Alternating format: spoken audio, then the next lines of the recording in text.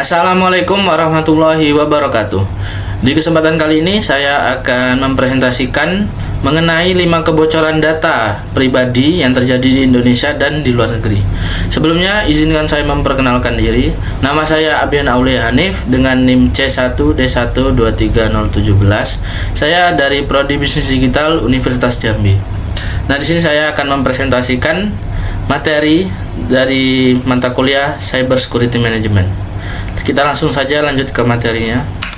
Yang pertama ada kasus kebocoran data e-hak Kemenkes yang terjadi di Indonesia pada tahun 2021. Deskripsi kasus dari kebocoran data e-hak Kemenkes ini, yang pertama adalah aplikasi e-hak atau Electronic Health Alert Card. Ini terjadi kebocoran dan mengekspos data sekitar 1,3 juta orang di Indonesia.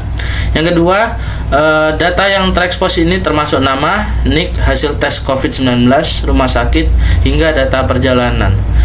Dan yang terakhir ada data yang bocor karena database ini tidak dienkripsi dan tidak aman. Nah, kebocoran ini disebabkan oleh database yang disimpan di Google Cloud dengan konfigurasi tanpa autentikasi dan enkripsi, sehingga data tersebut bisa diakses oleh publik.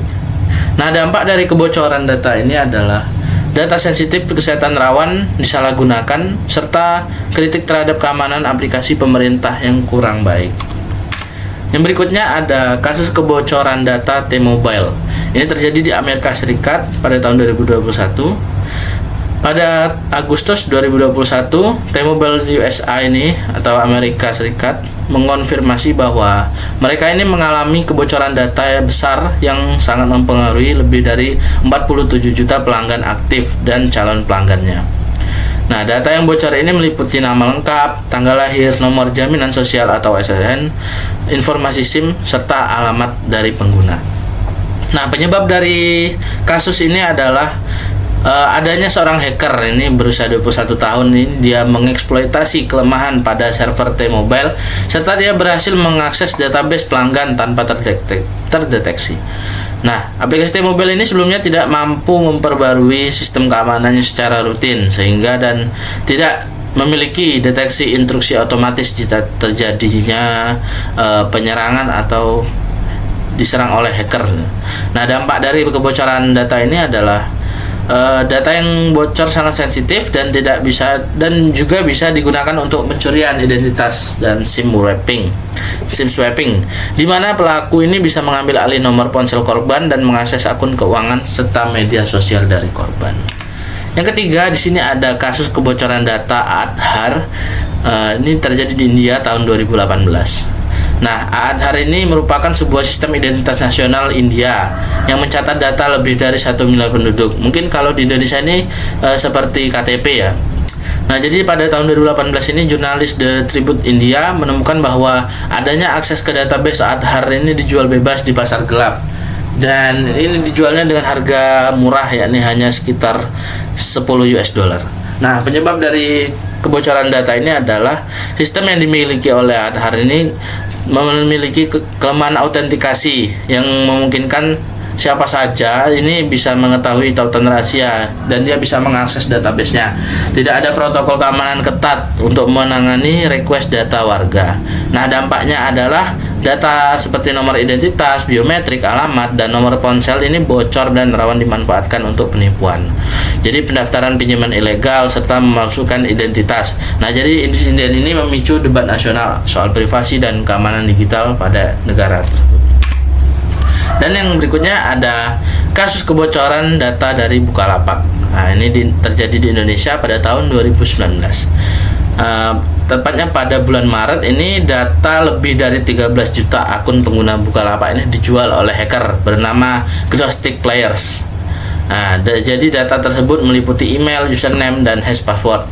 Nah, penyebabnya ini karena hacker berhasil masuk ke server yang disebabkan oleh pengamanan password ini yang lemah dan enkripsi yang ketinggalan zaman, dimana dia ini masih menggunakan SHA-1.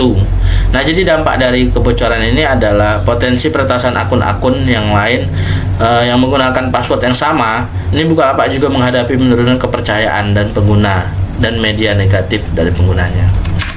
Nah, di sini yang terakhir ada kasus kebocoran data dari ShopeePay dan SPayLater.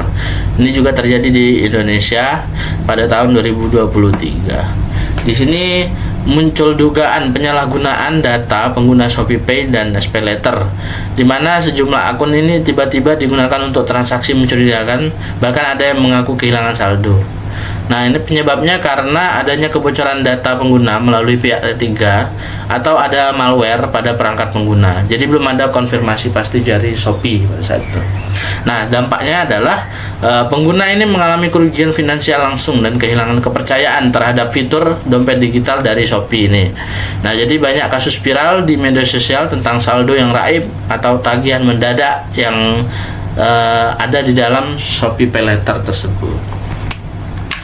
Nah, mungkin sekian materi yang dapat saya presentasikan, dan di sini saya menyimpulkan dari kasus-kasus kebocoran data pribadi yang terjadi baik di Indonesia maupun di luar negeri, ini menunjukkan bahwa sistem digital termasuk e-commerce dan aplikasi pemerintah ini sangat rentan jika tidak dilindungi dengan sistem keamanan yang memadai. Mayoritas insiden ini disebabkan oleh kelalaian dalam pengelolaan data, seperti penyimpanan tanpa enkripsi, akses API terbuka, serta minimnya pengawasan terhadap sistem lama. Dan dampaknya tidak hanya mengancam privasi penggunanya saja, tetapi juga menimbulkan kerugian finansial, reputasi buruk bagi perusahaan, serta turunnya kepercayaan publik. Oleh karena itu, penting bagi semua pihak untuk menerapkan perlindungan data sejak awal, pengembangan sistem atau privasi by design, serta menaati regulasi yang berlaku, meningkatkan literasi digital masyarakat agar lebih waspada terhadap penyalahgunaan data pribadi. Mungkin sekian presentasi dari saya. Kurang lebih dan ada salah kata, saya mohon maaf. Saya akhiri. Wassalamualaikum warahmatullahi wabarakatuh.